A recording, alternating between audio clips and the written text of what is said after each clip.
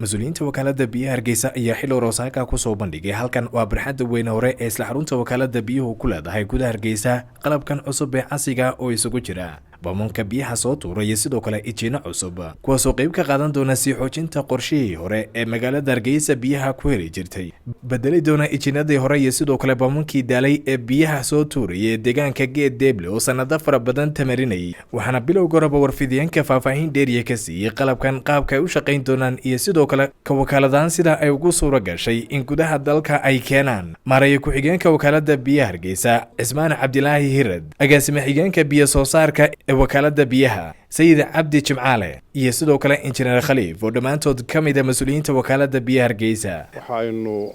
furaynaa qalab cusub oo loo keenay wakaalada biyaha oo ay ka mid yihiin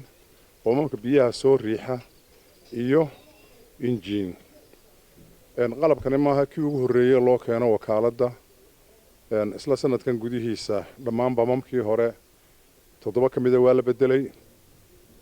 imikana intii harsanayd ayaa la bedelayaa iyadoo noqon doona 2 midna ay noqon doonaan kayd u noqonayaan qalabkani waxa weeyaan waa systemkeenii hore maaha ka cusub ka cusub waa ka gaar isagu insha Allah isagu wuu soo socdaa oo waa ka gaar weeyaan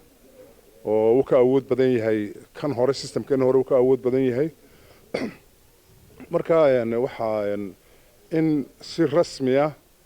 loo secure gareeyo ama loo damaanad qaado in la helo mar walba wixii aynu haynaa inay magaalada soo gaadhaan waxa laga yaabaa in la yiraahdo wuxuu baad akhriyeysaan waxna meedaan soo kordhin waa laga yaabaa in dadku yiraahdaan waa inay oranayaan marka waxa weeyaan insha Allah taala systemka cusubina waqti aan fogeyn ayuu inoo soo hawlgali doonaa oo ay biyo dheeraada ay magaaladu heli doonto haddii Allah yiraahdo anu intaan soo joogay wakaalada muddo dheer baan soo joogon ka shaqaynayay maanta waa maalintii ugu rajada roontahay weeye haddii la eego mustaqbal ahaan waxa uu soo socda iyo haddii ay tahay xaaladda ay maanta ku jirto waa maalintii ay ugu fiicnayd halkii ugu fiicnayd ayay maraysaa wakaaladu dadkuna waxa weeyaan samir ha yeeshaan insha Allah taala way inoo iman doonaan biyo dheeraad way inoo iman doonaan waana hawshan waa lagu jiraa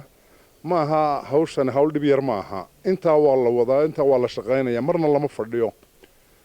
lama fadhiyo hawshu way socotaa marka insha Allah taala waynu gaari doonaa xilli aynu helo biyo dheeraada anigu biyo soo saar ahaan anigoo ka wakiila madaxda biyo soo saarka aad iyo aad baan ugu mahadnaqayaa maareeyaha iyo tiimka ka shaqeeyayba waxaan ku rajo weynahay inay wax weyn ka tari doonto systemkeenii hore ee shaqaynayay ayay khusaysaa arrintani maaha sidii horeba injineerku sheegay systemka cusub maaha waa systemkeenii hore oo inoo shaqaynayeen bamam 11 bama ayaa inoo shaqaynayay 11 bam maareeyuhu wuxuu keenay 7 ka mid ah oo hore loo rakibay 4 ka mid ahna waa kuwa imika taagan kuweenii hore waxa ka sii jooga 4 baa ka sii jooga wakaaladu horta waa markii ugu horeysay sanadkan u dambeeyay sanadkii ka horeeyay lacag ay leedahay ku soo iibsato mashiinooyin bamamaho maxay heeday soo saar biyo taasi waxay muujinaysaa inuu institution-kan wakaalada biyaha Hargeysa uu yahay institution xoog badan oo isku filan oo waqtigii ugu wanaagsanaa sida injineerku sheegay maraya maaha markii ugu horeysay ee sidan oo kale qalab cusub ay soo iibiso wakaalada biyaha Hargeysa kuwaas oo meesha ka saari doona qalabkii hore ee daalay oo sanado fara badan ahaa kuwa tamarinayay kuna kala rakibnaa deegaanka Geed Deeble ilaa deegaanka biyashinaha oo ka mid ah goobaha fudaydiya in biyuhu soo gaadhaan magaalada Hargeysa Faisal Maxamed Aadan Faisal TV-ga Somali Cable Hargeysa